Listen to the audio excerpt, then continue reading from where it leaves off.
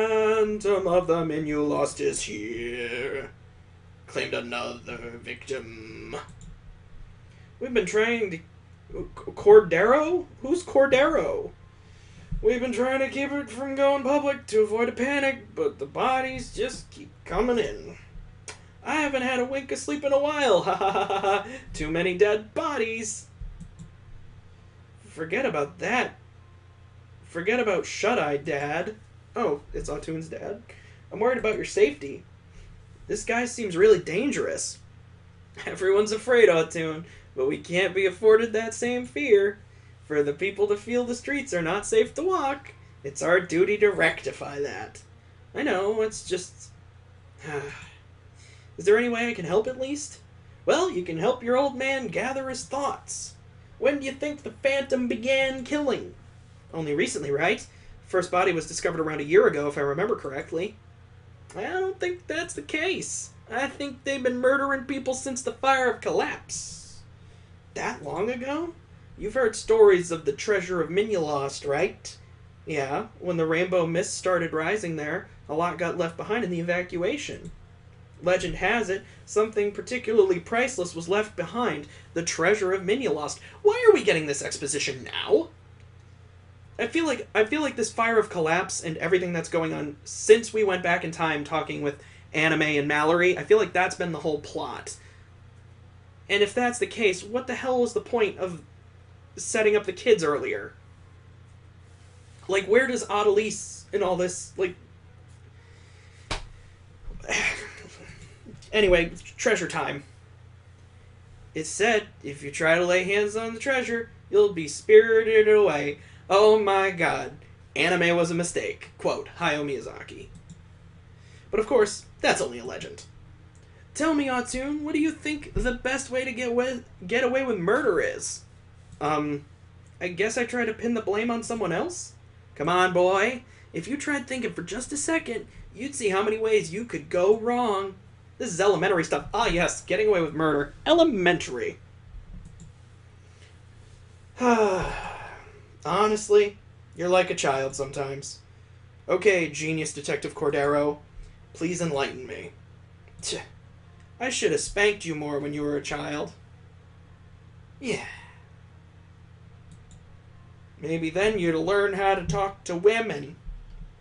Anyways, the most effective way to get away with murder is simpler than you think. Oh, we're about to learn a lesson. Take notes, kids. You just have to make it so the body is never found. Oh, yeah, that makes sense, because all of those cases where bodies are never recovered, 100% of them go unsolved. 100%. Oh my god, this game hurts my brain! Oh my god. My brain might leak like tension out of my ears. There's no need to fool an investigator if they're not aware a murder has even occurred. Yeah, no one ever gets reported missing. Are you saying all legends have at least some semblance of truth to them? Several people really did go missing after trespassing into Minulost, mainly looters looking to plunder what was left behind. But the way the victims disappeared without a trace, it was always too clean. It reeks of human hands. So you think those mysterious disappearances were murders? The Phantom's work? Precisely. At first, they didn't kill very often, and covered up well so no one would suspect anything. But now, for some reason, they're killing more, and they're getting sloppy. The most recent killings make my stomach turn. The victims are mostly, of course, women. While they all get brutally tortured beforehand, what stands out most is how the uterus gets ripped out and mutilated beyond recognition. Good, she's got a calling card. It's quite the nasty M.O. Ugh, I still haven't had dinner yet, you know? Anyways, it's become a top priority now that they've expanded their range. We've already drafted a plan to catch the guy. That sounds dangerous, Dad. Don't worry, boy. Your old man knows how to take care of himself. Well, it sounds like Autun's father's about to get his uterus ripped out. Just saying. The sound of a chair scraping against the floor. Anyways, I reckon it's time to stop lazing around. There's still details that need to be finalized. I'll catch you later, son. Be careful, okay? Footsteps. From the neighboring room into this one. They ring out. Oh, you were here, Anime? Yes. My son tells me you haven't been sleeping well recently. What with a murderer on the loose? A lot of people haven't with that serial killer running around, but you should be able to rest easy soon. The Sockatrini guard's planning an operation to take care of it. I see. Hey, just between you and me? Cordero's voice drops into a whisper. What in God's name made a lovely lass like you marry my son? He sucks! For the longest time I was convinced he'd die old and alone. Though he's inherited my good looks, he's no good at talking with women, you see. I'm aware. Might be because he grew up without a mother. Cordero's gaze grows solemn and distant. You know, I'm proud to call you my daughter-in-law. When the fire of collapse struck, I went ahead and got injured like an idiot and couldn't do a damn thing. But you didn't let that stop you. I heard it all from Autun. How you hauled him and Kalia all the way to H&N News and back to treat them when they got marked by the rainbow fire. Even though you had a nasty wound, leagues worse than my own, you placed them first, pushing yourself so hard you ended up bedridden for weeks. You've thanked me enough for that already. Sorry. I know I've thanked your ears off for saving their lives, but I am truly grateful. The fire of collapse took so much away from me. Tristan's voice, Kalia's arms, and all sensation in my son's hands. But here we are now. Autun's found peace, working as a structural engineer. When he lost the ability to do intricate craft anymore, he was so depressed, but was able to move on. My cute grandchildren as well. They've both grown up so happily and healthy. The way those little rascals run around playing without a care in the world, it's inspiring. And it's all because of you. Your strength and kindness is the glue that holds this home together. I'm not a kind person, nor am I strong. From the very beginning, these hands have never been able to protect anything. Even now, Alouette was still in that house waiting for a reunion that would never happen. Ha ha, if you insist, I can add Humble to the list as well. I don't know why I've turned him into Troy McClure. Cordero's face turned solemn with a touch of sentimentality. It was a trait of his, how quickly his expression turned from laughing to sincere. This family is my pride and joy. You've done so much to protect it, more than I ever have. That's why I want to do my part as well, and that's why this operation matters so much to me. Cordero smiles. It was a sad, wistful smile. Alouette Basia. Alouette's told me all about it. How the poor child's locked her heart away and waits alone in an empty house for the return of her long-lost family. Even though it seems hopeless, you still venture into Minulost to support her, never giving up on her. You're an amazing person, you know. It gouged into my heart, the way he looked into my eyes with earnest admiration. I know how much you treasure Alouette, how much you care about her. So in order to protect you two, in order to make sure it's safe for you two, I'll do everything in my power. I'll see this operation to the end without fail. Cordero turns to leave, conviction in his steps. Cordero, You know, I'd really like it if you'd call me Father. Daddy also works. You can call me Daddy if you'd like. I've always wanted a cute daughter to call me that. That's weird, Cordero. You started off good, now you've gone into creepo territory. I think you should leave. I'm kidding, just a little old geezer humor. Harmless old geezer here. Don't go. Huh? Don't go after the Phantom. You're scared as well, aren't you? It's only natural. Makes me really happy that you're worried about my safety. But no matter how dangerous it may be, this is something I have to do. That's how much I care about you and this family. Please? You always handle everything so well on your own. I've always wanted a chance to let you rely on me. So, just this once, leave it to this old man of yours. Stop. I'll see you later, Anime.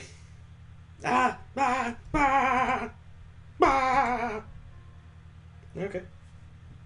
Great. The splashing of boots against Sockatrine's stone path. It was the only sound that challenged the rain's unchanging vigil. I was being followed. My head begins to buzz again. I had known this would happen. So why? It's because you wanted this, my heart was whispering to me. It's because deep down you want to slaughter everybody. What should have been splashes of transparent rainwater gradually transform into splashes of searing red, to burn the world for what it had done to Mallory. The red illusion once again spread its stains over my soul, but I did not reject it this time. I let it seize my heart, swallowing down the burning drop of black heat it tempts me with. The Horloge lynching, those who did it, and those who stood by and let it happen. This broken world, who received her sacrifice, and continued on as if nothing had happened. I can't accept it. I won't forgive it.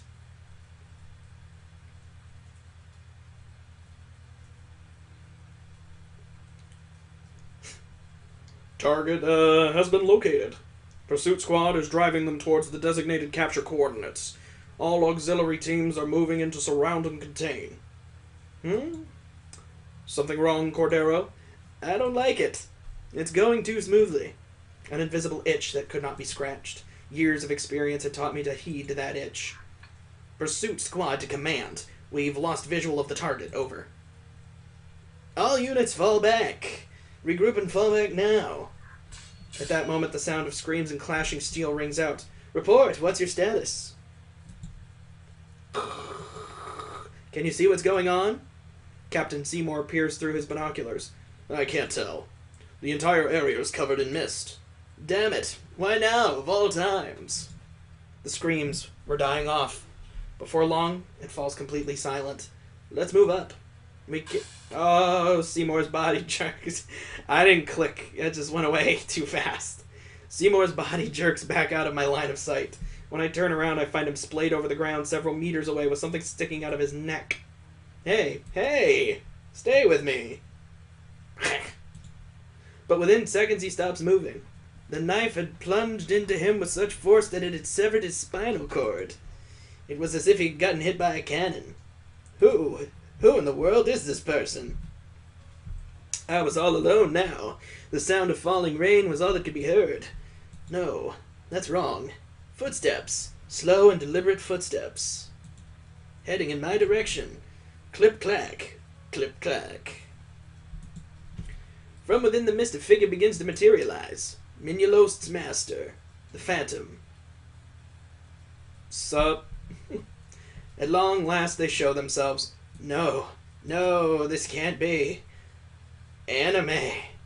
Her clothes were drenched in blood, her face expressionless, but even then I could not mask the madness seeping from her form. Clip-clack, clip-clack. Slowly. One step, two. She walks towards me.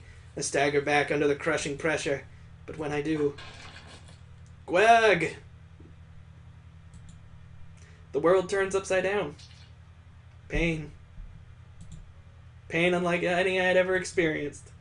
Its burning tendrils lance through my side and constrict my entire body. Staggering to my feet, I try to orient myself, but no matter where I looked, mist was all that could be seen. Run. Run away, father. I need to get away. Urgh. Clutching at my injury, I take off into the mist. I need to get away. Footsteps. The sound of footsteps. Behind me. In front of me. Inside me. Inside you. Everywhere. Ugh. An endless labyrinth. An endless dream nightmare. I had no idea where I was. All I knew was that the strength was slowly bleeding out of me. Or maybe leaking. I didn't have much time left. Anime. Why? Clip. Clack. Clip. Clack. The sound of footsteps. Ringing through the mist. Ringing through my skull. It burrows into my brain. Gnawing away. Clip. Clack. Clip. Clack. Clip. Clack. Clip. Clack. A lot of clipping and clacking going on here. Exhausted, I crashed to the ground. My legs weren't listening to me anymore. I had reached my limit. Ha. Ha. Ha.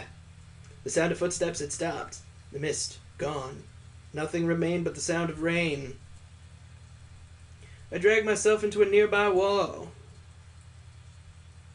Resting my back against the cold stone creamery, I gaze up at the sky.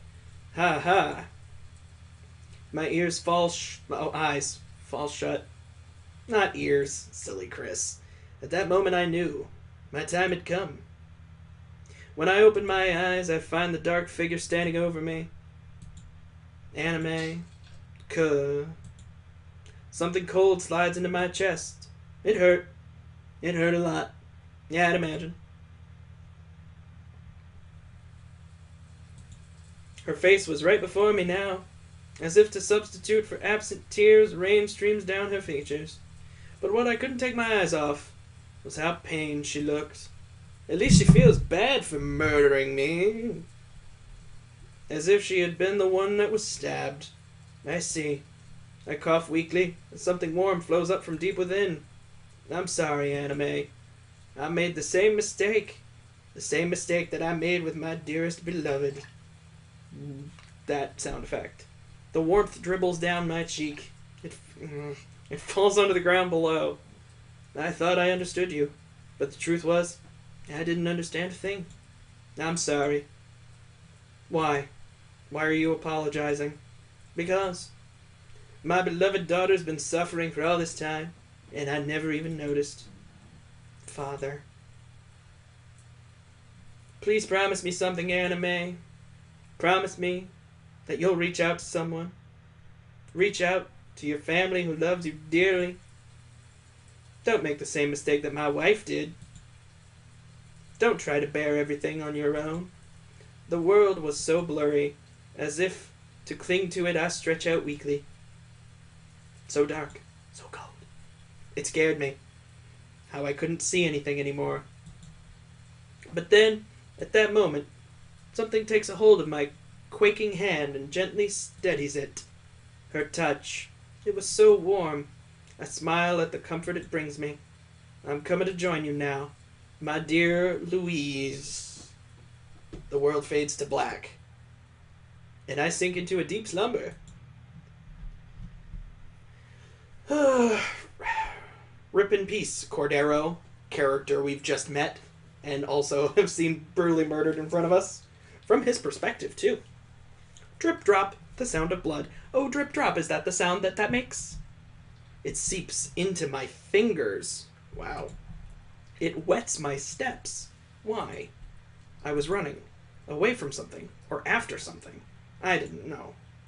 Why? A vision of spreading red. Red that blossomed out from beneath Cordero's lifeless body. Red that swallowed Mallory as flames engulfed and consumed her. Red that gouged into Alouette's eyes as she tended to Lynette and Dia's corpses? Oh, my head was buzzing again. The buzzing won't stop.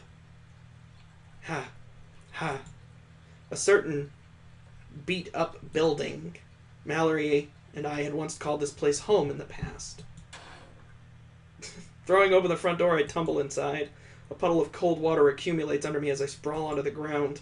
Tiny dots. As if to reject the sudden halt in movement, they swim through my vision erratically. Oomph. Dragging myself through the darkness, I grope around blindly. Eventually, I come across a bucket full of water. I plunge my hands into it. I had to wash the blood off them. You'll never be able to wash it off. A yawning abyss. Gnawing is better, but yawning abyss. It whispers to me. It swallows me up. Come off. Come off. Come off. Over and over again. Until my hands are tender, until my hands are raw, I scrub. But no matter how much I scour them, they remain stained the same sickly dark hue. My fingers felt like they were encrusted in the sticky substance, preventing them from moving freely. Go away. Go away. Go away. My skin was going to tear at this rate, but I don't relent. Why? Why can't I wash it away? I peer into the bucket. However, what lay inside was not water. What lay inside was, oh my god, is it going to be blood? I bet you it's blood. I knocked the bucket away. As it rolls to a stop, glowing shades of liquid red begin to spread from its fallen form, staining the darkness. It was blood. My hands were coated in the writhing red. It was consuming me. It was consuming all I held dear. I'm sorry. You're not human. I'm sorry. You're a monster. I, someone like you, should just die.